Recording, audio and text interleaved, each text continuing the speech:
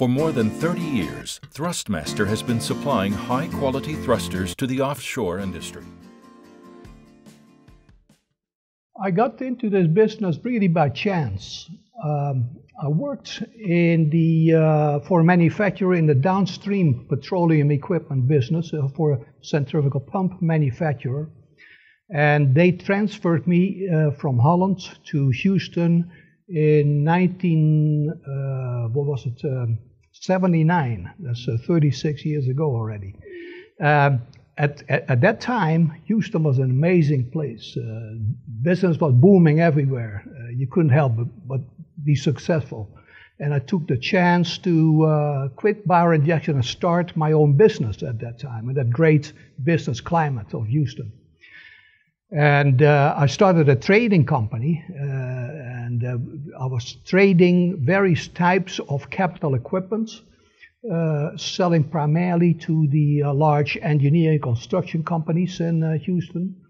And at some point, one of the salespeople that I have had a marine background, and he suggested that I provide bids to the federal government. And initially I was kind of skeptical about it. The federal government is, of course, the largest purchasing entity in the world, actually, and I was wondering how they could be interested in a bid from a very small trading company that, I was running at the time. But evidently the Congress presses the federal government to give small businesses an opportunity to bid on their projects. So I said, okay, go ahead, and why don't you go ahead and make some proposals, and we'll see what happens.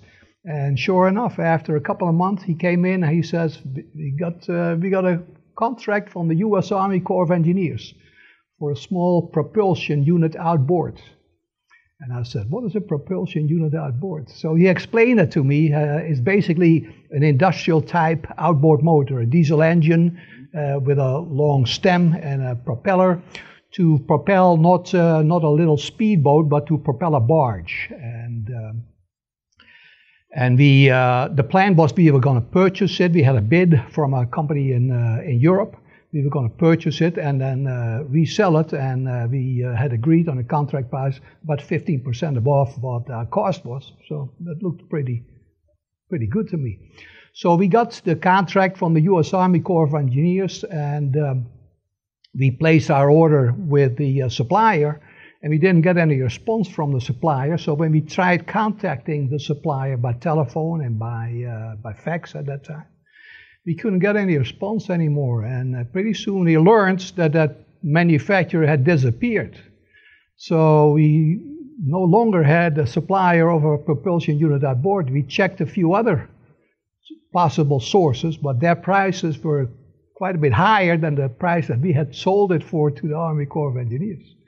So I went to the Army Corps of Engineers that was in the Pittsburgh district, and I explained the situation.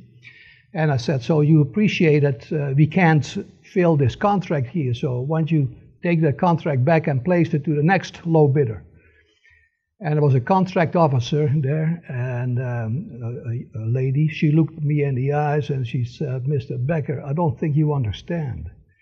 When you have a contract with the federal government of the United States, you have an obligation to perform. And if you choose not to perform, we're going to have to find you in default. And that'll result in certain penalties, and we'll charge you with the incremental cost increase we're going to incur when we buy it someplace else. And you're going to get on a blacklist. You're never going to be able to sell to the government again. So I said, well, let me take another look at the contract. And I went back and decided to build it. And that's when Thrustmaster was born. We started building propulsion units.